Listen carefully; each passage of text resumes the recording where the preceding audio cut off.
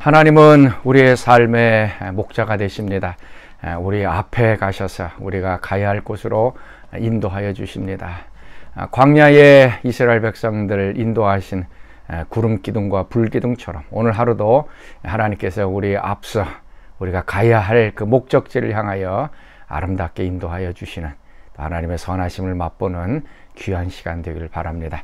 자, 오늘 우리가 묵상할 말씀 마가복음 6장 34에서 44절까지의 말씀 같이 보도록 하겠습니다. 예수께서 나오사 큰 무리를 보시고 그 목자 없는 양 같음으로 인하여 불쌍히 여기사 이에 여러 가지로 가르치시더라. 때가 저물어 가매 제자들이 예수께 나와 이것은 빈들이여 날도 저물어 가니 무리를 보내어 두루 촌과 마을로 가서 무엇을 사 먹게 하옵소서. 너희가 먹을 것을 주라. 우리가 가서 200데나리온의 떡을 사다 먹이리까? 너희에게 떡 몇 개나 있는지 가서 보라. 떡 5개와 물고기 2마리가 있더이다.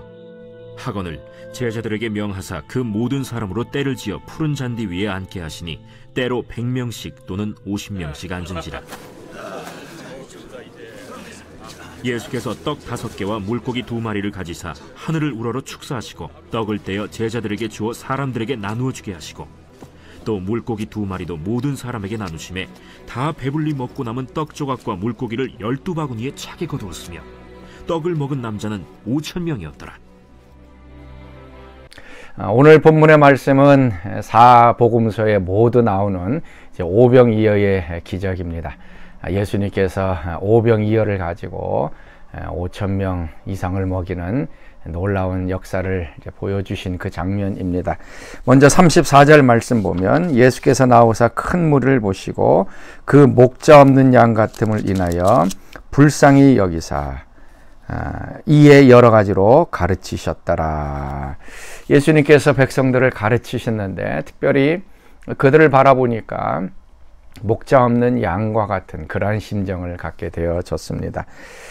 이제 뒷부분에 요한복음 뒷부분에 나오면은 그 백성들이 예수님을 이제 왕으로 삼으려고 합니다.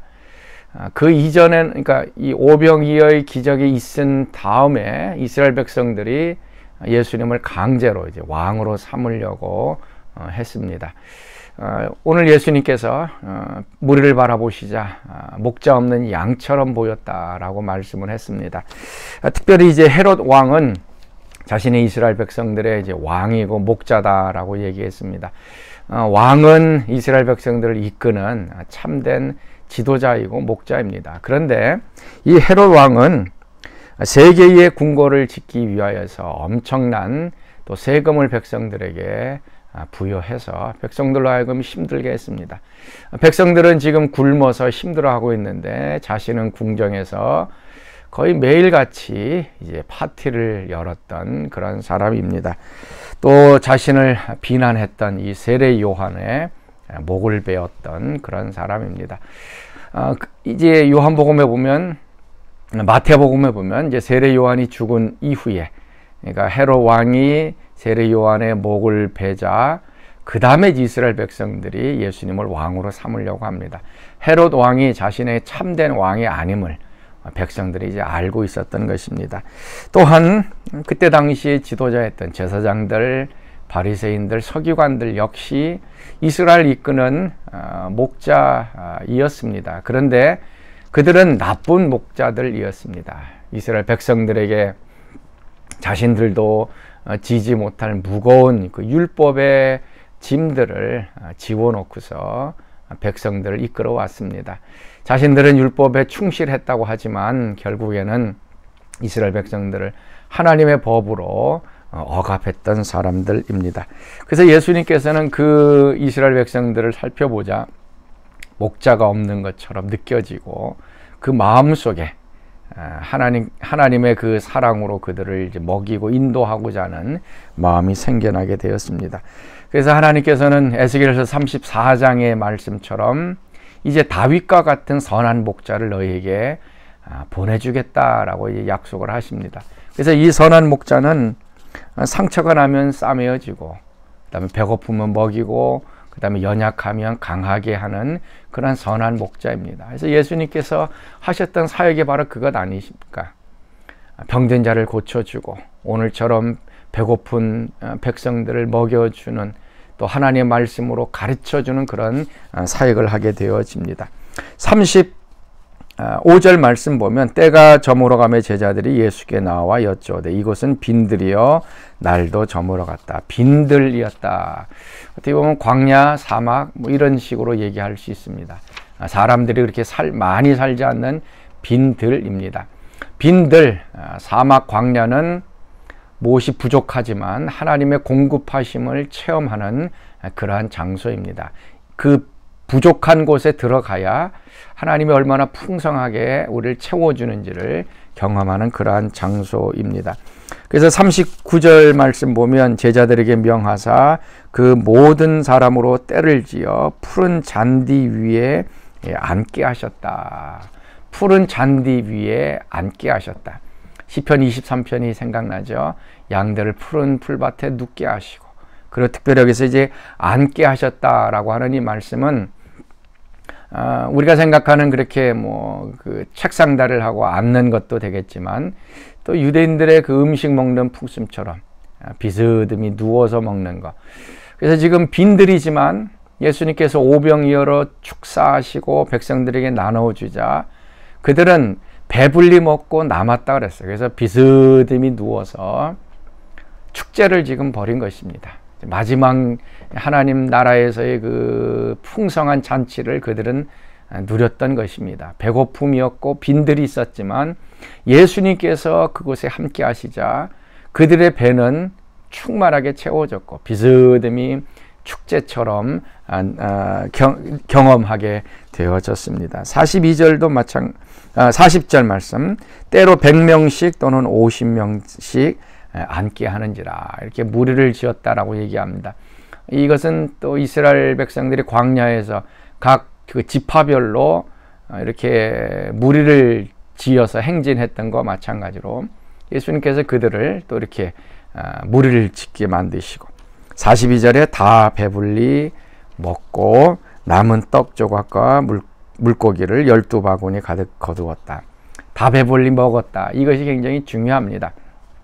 오병이어 가지고 떡과 그 먹을 것이 부족했다 그러면은 이게 좀 문제가 있습니다. 그런데 하나님의 공급하심은 항상 풍성했습니다. 광야에서 만나와 메추라기 항상 배불렀습니다.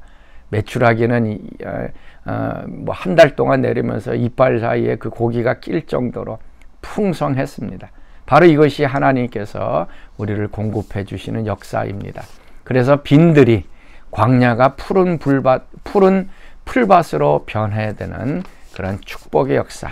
이것은 선한 목자 되신 예수님께서 우리의 삶에 함께 하실 때 가능한 것입니다. 자, 사랑하는 성도 여러분, 혹시 지금 빈들에 살고 계십니까? 광야같이 지금 지나가고 있습니까? 하나님의 은혜를 또 풍성하게 체험할 수 있는 기회의 장소입니다. 그래서 예수님께서 함께 하실 때에 우리는 배불리 먹고 남게 되고 예수님의 선하심을 체험하게 되고 하나님의 풍성함을 체험하는 기회가 되어질 것입니다. 자, 오늘 우리가 같이 부를 찬송 570장 주는 나를 기르시는 목자요 나는 주님의 귀한 어린 양. 우리 목자 되신 예수님을 같이 좀 찬양하겠습니다. 주는 나를 기르시는 목자요 나는 주님의 귀한 어린 양. 푸른 풀밭 맑은 시냇 물가로 나를 인도하여 주신다. 주는 나의 좋은 목자 나는 그의 어린 양. 저를 따라 꼴을 먹여주시니 내게 부족함 전혀 없어라. 예쁜 새들 노래하는 아침과 노을 비키는 고운 황혼에 사랑하는 나의 목자 음성이 나를 언제나 불러주신다. 주는 나의 좋은 목자, 나는 그의 어린 양. 저를 따라 꼴을 먹여주시니 내게 부족함 전혀 없어라. 못된 짐승 나를 해치 못하고 거친 비바람 상치 못하리. 나의 주님 강한 손을 펼치사 나를 주야로 지켜주신다. 주는 나의 좋은 목자, 나는 그의 어린 양. 저를 따라 꼴을 먹여주시니 내게 부족함 전혀 없어라. 아멘. 우리 같이 기도하겠습니다. 인생의 광야와 같이 또 빈들과 같은 그 길을 걸어가는 저희들에게 선한 목자가 되셔서 우리의 삶의 풍성함으로 채워주시는 하나님 참으로 감사합니다. 오늘도 하나님이 우리의 삶에 선한 목자로 오셔서 우리의 피로를 채워주시고 연약함을 치료하시고 또 우리의 영혼 속에 하나님의 말씀으로 충만하게 채워지는 복된 하루 되게 하여 주옵소서. 선한 목자를 떠나서 살아가는 어리석은 자 되지 않게 하여 주시고 항상 목자의 뒤를 따르고 목자의 음성을 듣고 살아가는 저들 되게 하여 주옵소서. 이제는 우리 주 예수 그리스도의 은혜와 하나님의 그 크신 사랑하심과 성령의 교통하심이 사랑하는 성도들 가운데 늘 항상 함께 하시기를 간절히 축원하옵나이다. 아멘.